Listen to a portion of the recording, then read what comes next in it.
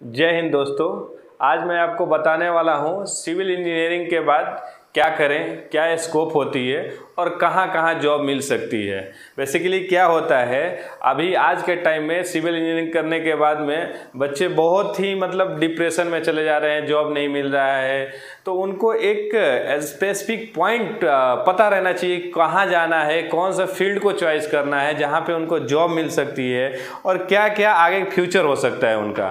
तो आइए हम आज ये आपको एक एक चीज़ डिस्कस करने वाला हूँ। देखिए, जनरली सिविल इंजीनियर जो होता है आपको सबसे बेस्ट इंजीनियरिंग माना जाता है, और ये जो है सभी इंजीनियरिंग में एक ऐसा जॉब इंजीनियरिंग फील्ड है जिसमें आप ऑफिस जॉब भी कर सकते हैं, साइट जॉब भी कर सकते हैं, अपना खुद का बिजनेस भी स्टार्ट कर सकते हैं, या फिर आप हायर एजुकेशन करके रिसर्च कर सकते हैं, या फिर उसके बाद में आप प्रोफेसर बन सकते हैं। बहुत सारी स्कोप है जो कि आपको अदर इंजीनियरिंग फील्ड में नहीं मिलती है। सिविल इंजीनियरिंग फील्ड ही एक ऐसा है जो सब कुछ आपको प्रोवाइड करता है, बस आपको एक अच्छा सोर्स पता होना चाहिए कहाँ जाना है, नहीं जाना है। तो वही मैं आपको बताने आया हूँ। तो देखिए, पहला तो ये जो होता है हमारा सिविल इंजीनियरिंग 4 सालों में पूरा होता है, ये सबको पता है। 4 साल बीटेक की जो डिग्री रहती है उसको लेने में 4 साल लग जाते हैं, और 12 के बाद में होता है। तो इसमें पहले 3 कैटेगरी होता है। एक तो पहला जो होता है आपका, देखिए, go for higher education,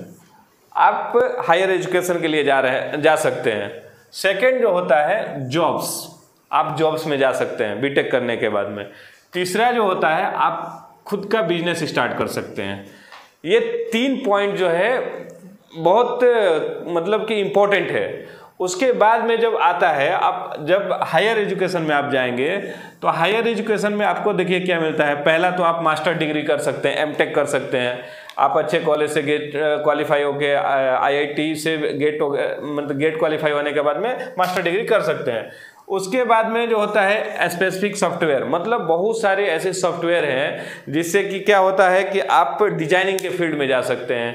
E tabs हुआ, रैबिट्स हुआ, और बहुत सारे सॉफ्टवेयर हैं जिससे आप आराम से सीख के ऑफिस जॉब वगैरह कर सकते हैं। नेक्स्ट आता है आपका preparation for UPSC and PSU. ये एक ऐसा फील्ड है, आप बीटेक ग्रेजुएशन की डिग्री मिल जाती है आपको। अब ग्रेजुएशन की डिग्री मिलने के बाद आप यहाँ से एलिजिबल हो जाते हैं यूपीएससी और पीएसयू के लिए। यूपीएससी तो आपको मालूम ही है, सबसे रॉयल जॉब होता है, पूरा सबका एक ख्वाब होता है यूपीएससी के लिए, जो आप यहाँ से क्वालिफाई होने के बाद। और जो लास्ट रहता है आप पीएचडी या रिसर्च, आप पीएचडी कर सकते हैं और रिसर्च, कुछ भी किसी भी एक टॉपिक को लेके आप उस पर रिसर्च कर सकते हैं, रिसर्चर बन सकते हैं। अब जो हमारा आता है जॉब्स। अब देखिए, जॉब्स में क्या होता है, 2 कैटेगरी रहता है। एक तो पहले आपका गवर्नमेंट जॉब हो जाएगा, दूसरा हो जाता है प्राइवेट सेक्टर का जॉब। तो गवर्नमेंट जॉब के लिए क्या क्या रहता है आपका, गवर्नमेंट जॉब में कॉमनली जो होता है जॉब का वैकेंसी आता है वो रोडवेज में आता है। रोडवेज में जैसे हाईवे हुआ, एक्सप्रेसवे हुआ, बहुत सारा जो प्रोजेक्ट्स रहता है इसमें गवर्नमेंट जॉब की निकलती है, जो वैकेंसी निकलती है। उसके बाद में आपका जो निकलता है रेलवेज के लिए, रेलवेज के लिए भी बहुत ह्यूज अमाउंट में सिविल इंजीनियर की वैकेंसी निकलती है। उसके बाद में आता है आपका पीडब्ल्यूडीज। पीडब्ल्यूडी आपको मालूम है, ऑल ओवर इंडिया में हर स्टेट का अपना पीडब्ल्यूडी रहता है। उसके बाद में एक सेंट्रल का सीपीडब्ल्यूडी रहता है। और ये जो है सिविल इंजीनियर के लिए सबसे ज़्यादा यहाँ वैकेंसी निकलती है पीडब्ल्यूडी में। उसके बाद में इरिगेशन का फील्ड है, इरिगेशन में भी सिविल इंजीनियर के लिए वैकेंसी निकलते रहती है हमेशा, और ये पूरा ऑल ओवर इंडिया का रहता है, और एक स्टेट वाइज भी निकलता है इरिगेशन का। उसके बाद में building development authority of India, ये स्टेट का अलग रहता है और पूरा सेंट्रल लेवल का अलग रहता है। तो बिल्डिंग से रिलेटेड जितने हैं ये गवर्नमेंट सेक्टर में इतने जॉब्स के लिए निकलते रहते हैं हमेशा। तो आप घबराना नहीं है, आप गवर्नमेंट में भी जा सकते हैं। थोड़ा पेशेंस रखेंगे तो आराम से जो गवर्नमेंट जॉब मिल जाएगा। उसके बाद में आता है प्राइवेट सेक्टर। अगर गवर्नमेंट जॉब नहीं भी हुआ तो आप प्राइवेट में अच्छे नौकरियां पा सकते हैं, उसके लिए कोई दिक्कत नहीं है। थोड़ा सा आपको मेहनत करना पड़ता है, आपको जॉब मिल जाएगा।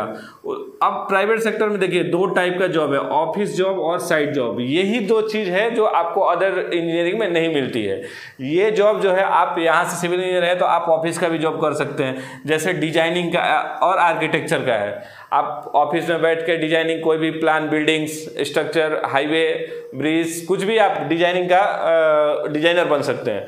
उसके बाद में एक आता है बिलिंग एंड प्लानिंग, मतलब कोई भी प्रोजेक्ट बनेगा तो उसका बिलिंग निकालने के लिए आपको चाहिए, और उसका प्लानिंग मतलब डॉक्यूमेंटेशन सेक्शन करने के लिए ये रहता है जो ऑफिस जॉब में आता है। उसके बाद में आता है क्वांटिटी सर्वेयर।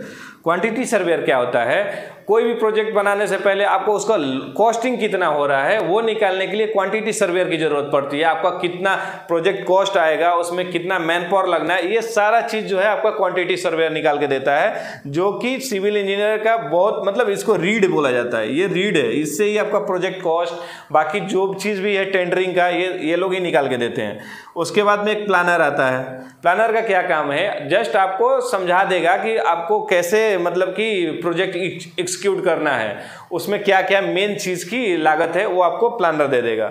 उसके बाद में एक जो ऑफिस जॉब आता है कंसल्टेंसी, कोई भी प्रोजेक्ट आया है उसको देखने के लिए एक मतलब एजेंसी होती है कंसल्टेंसी जिसको बोलते हैं, वो भी आपका ऑफिस जॉब में ही आता है। और एक जो है ये लैब का एक जॉब ऐसा है जो आप दोनों मजा ले सकते हैं। इसमें आप क्या है, आप मतलब ऑफिस का भी मजा ले सकते हैं और साइड का भी मजा ले सकते हैं, इसलिए लैब का जो जॉब है ये भी बेस्ट है।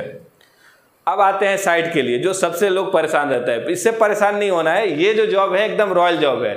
इसमें पहला आता है प्रोजेक्ट मैनेजर का। प्रोजेक्ट मैनेजर का जो मतलब पोस्ट रहता है, एक ऐसा पोस्ट होता है जहां से आपको पूरा प्रोजेक्ट हैंडल करना है। आप मतलब अलग अलग लोकेशन पे जाएंगे, अगर आपका मान लीजिए रोडवेज का प्रोजेक्ट है तो एक 40-45 किलोमीटर या 100 किलोमीटर जितना भी रहता है, आपको हमेशा मूवमेंट करना रहता है।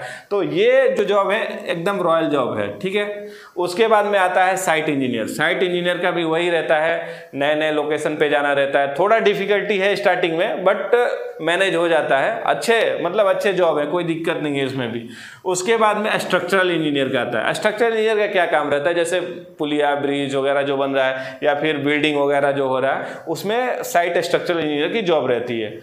नेक्स्ट जो आता है सर्वेयर का, आप देखे होंगे टोटल स्टेशन से लेके मतलब किसी भी चीज़ का प्लान पहले सर्वे करना रहता है, उसके बाद ही उसका प्लान डिजाइनिंग जो चीज़ भी बनता है उसके बाद उसको साइट पे एक्सिक्यूट करने के लिए सर्वेयर आएगा, उसका मतलब लेआउट वगैरह करेगा।